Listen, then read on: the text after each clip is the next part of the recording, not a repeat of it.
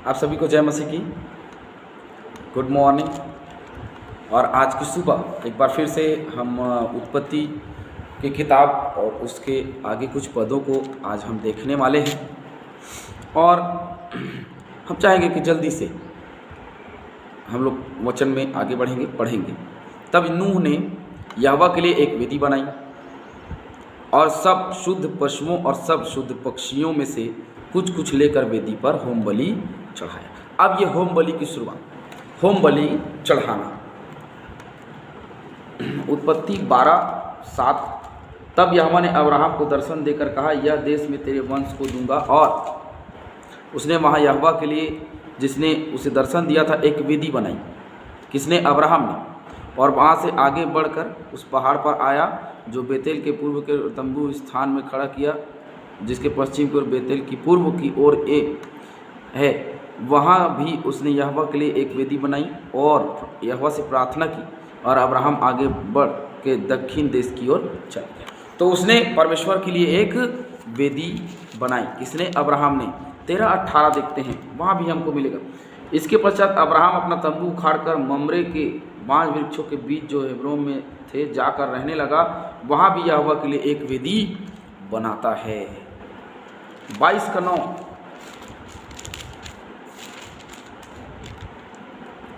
जब वे उस स्थान को जिसे परमेश्वर ने उसको बताया था पहुँचे, तब अब्राहम ने वहाँ वेदी बनाकर लकड़ी को चुन चुन कर रखा और अपने पुत्र इसहाक को बांधकर वेदी पर की लकड़ी की ऊपर रख दिया। वेदी बनाई। वेदी कैसी होती थी? लकड़ी की वेदी होती थी। और वेदी मतलब समझ लीजिए, अभी के डेट में चीता कह सकते हैं, सीधी सी बात है। मैं इधर उधर घुमाऊंगा नहीं, चीता कह सकते हैं। लेकिन वेदी बनाई और वेदी बना करके उसने रखा। निर्गमन 17 निकालेंगे। निर्गमन 17 उसका 15। तब मूसा ने एक वेदी बनाकर उसका नाम यहोवा निस्सी रखा। तब मूसा ने एक वेदी बनी। अब्राहम ने बनाया, नूह बनाया, अब्राहम बनाया, अब मूसा भी बना रहा है। मूसा ने भी बनाया। 26-25 देखेंगे। निर्गमन 26:25।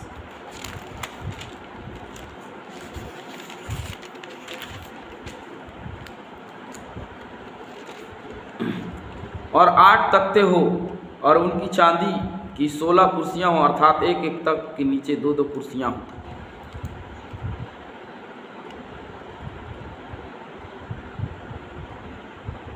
ये इस तरह से भी हमको वेदी बनता हुआ दिख रहा है।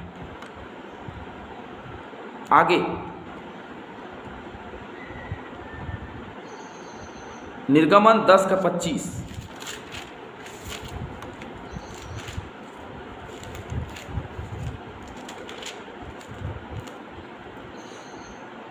मूसा ने कहा, तुझको हमारे हाथ मेल बलि और होम बलि के पशु भी देने पड़ेंगे, जिसे हम अपने परमेश्वर यहोवा के लिए चढ़ाएं, है ना। होम बलि और मेल बलि के लिए पशुएं भी देने पड़ेंगे। और पक्षियों के विषय में भी हम आगे देखेंगे। 20:24 देखते हैं क्या लिखा है निर्गमन 20:24 में। मेरे लिए मिट्टी की एक वेदी बनाना और अपनी भेड़ बकरियां और गाय बैलों के होम बलि और मेल बलि को उस पर चढ़ाना। जहाँ जहाँ मैं अपने नाम का स्मरण कराऊं, वहाँ वहाँ मैं तुम्हें आशीष दूंगा। निर्गमन का 40 निकालेंगे।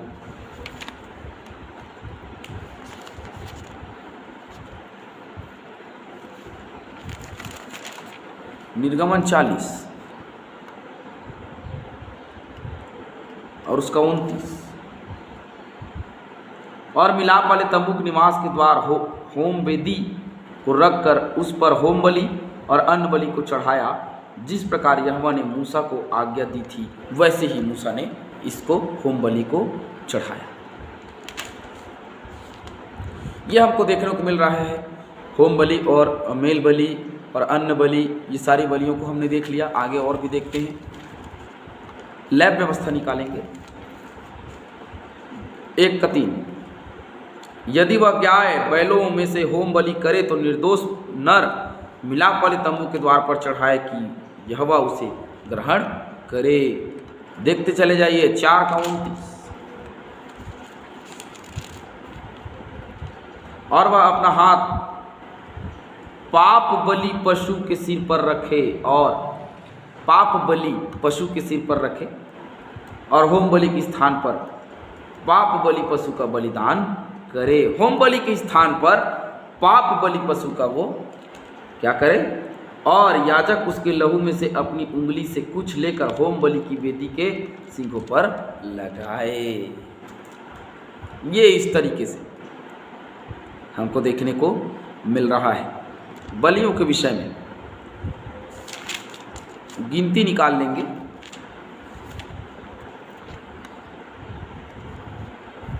गिनती की किताब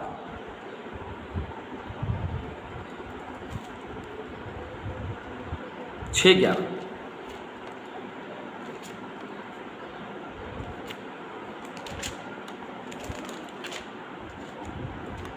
और याजक एक को पाप बलि और दूसरे को होम बलि करके उसके लिए प्रायश्चित करे, क्योंकि वह लोथ के कारण पापी ठहरा है, और याजक उसी दिन उसका सिर फिर पवित्र करे।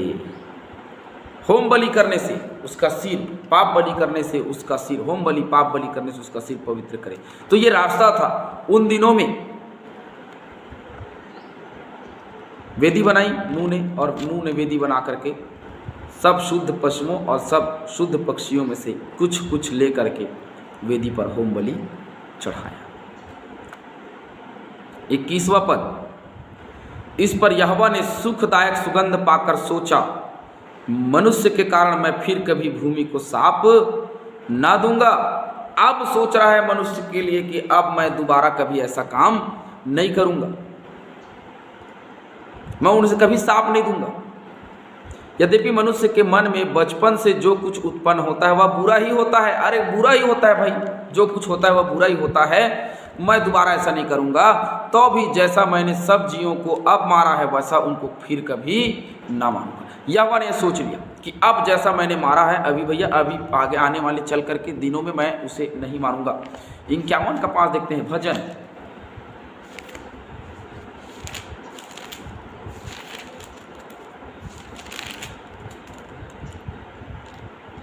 देख मैं अधर्म के साथ उत्पन्न हुआ और पाप के साथ अपनी माता के गर्भ में पड़ा। ये यहाँ पे दाऊद जो है वो गवाही दे रहा है। जैसे यहाँ लिखा है ना कि जो मनुष्य जो पैदा होता है बचपन से ही, वो उसके मन में जो कुछ पैदा होता है वो पाप ही होता है, लेकिन जो कुछ भी है अब मैं दुनिया को नष्ट नहीं करूँगा।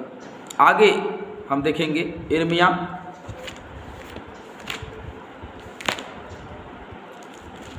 यिर्मयाह 17 का 9। मन तो सब वस्तुओं से अधिक धोखा देने वाला होता है, उसमें असाध्य रोग लगा है, उसका भेद कौन समझ सकता। मन सब वस्तुओं से अधिक धोखा देने वाला है। तो मन में जो उत्पन्न होता है वो बुरा ही होता है, अच्छा कभी नहीं होता। और आगे निकालेंगे, रोमियो की पत्री निकाल लीजिए, नया नियम आ जाइए। रोमियो की पत्री 1 अध्याय उसका 21 पद। इस कारण कि परमेश्वर को जानने पर भी उन्होंने परमेश्वर के योग्य बड़ाई और धन्यवाद न किया, परंतु व्यर्थ विचार करने लगे, यहाँ तक कि उनका निर्बुद्धि मन अंधेरा हो गया। देखिए निर्बुद्धि मन जो है वो अंधेरा हो जाता है पाप में। निकालिए 2 कुरिन्थियों 2 का 15। इसी भरोसे से मैं चाहता था कि पहले तुम्हारे पास आऊं कि तुम्हें एक और दान मिले और तुम्हारे पास से होकर मकिदुनिया को जाऊं। अच्छा, तुम्हें और दान मिले, इसलिए वह चाहता है कि भाई, क्योंकि वो फिर से जीव को कभी ना मारेगा, और इसलिए क्योंकि उसने बलि चढ़ाई, किसने? नूह ने। इसलिए अब परमेश्वर सोच रहा है कि अरे बचपन से सब कुछ पाप में ही पैदा हुए हैं, है ना।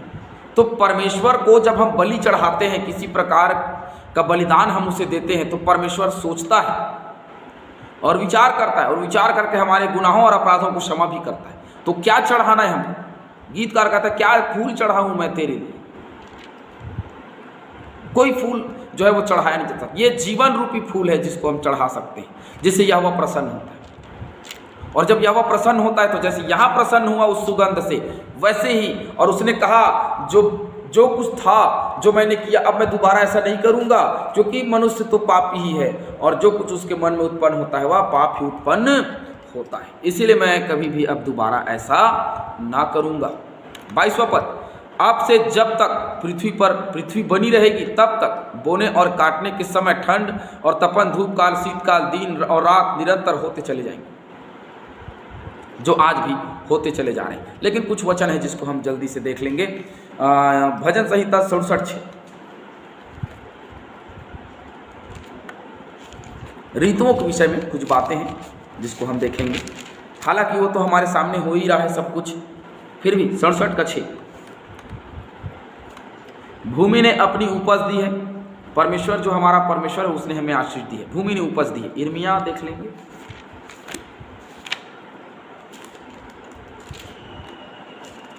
यिर्मयाह 5:24,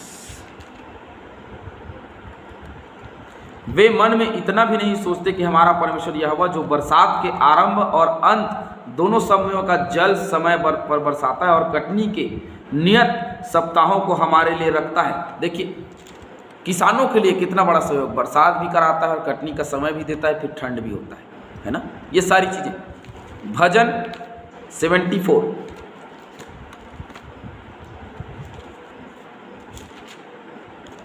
उसका 17, तूने तो पृथ्वी की सब सीमाओं को ठहराया, धूप काल और जाड़ा, है ना, धूप काल भी, गर्मी का दिन भी और ठंड का दिन भी तूने ठहरा दिया।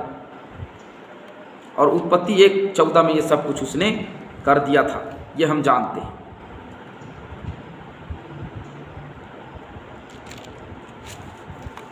तो हर एक चीज़ का एक समय उसने दिया। धूप जैसे लिखा है पृथ्वी बनी रहेगी, और क्या लिखा, तब तक बोने और काटने, जब तक पृथ्वी बनी रहेगी तब तक। पृथ्वी के खत्म हो जाने के बाद तो क्या पता क्या होने वाला है, लेकिन जब तक पृथ्वी बनी है तब तक वह बोने, काटने और ठंड और तपन, धूपकाल, शीतकाल, दिन रात निरंतर होते चले जाएंगे। ये रुकेगा ही नहीं, ये होता चला जाएगा, और ये हो रहा है। ठंड, बरसात, गर्मी, ठंड, गर्मी, बरसात, अभी हम लोग ठंड में हैं, ठंड और गर्मी के बीच में हैं, जिसको हम लोग बसंत ऋतु भी कहते हैं, जिसको हम लोग ये समय कहते हैं। फिर फागुन का समय आ जाएगा, ये पतझड़ का समय है, दरअसल पतझड़ का समय है ये, और फागुन का भी समय आ जाएगा। फिर हरियाली के दिनों का समय आ जाएगा, खेत खलिहान का समय आ जाएगा, बरसात होगा तो। फिर उसके बाद में थोड़े दिन कटनी के लिए परमेश्वर यहोवा रुकता है, फिर कटनी हो जाती है, फिर सभी किसान कटनी करने लग जाते हैं। ये सब कुछ समय पे परमेश्वर ने कर दिया है, सब कुछ का भी एक समय निर्धारित कर दिया है। ये सब कुछ तब तक होता रहेगा जब तक ये पृथ्वी इस दुनिया में बनी रहेगी।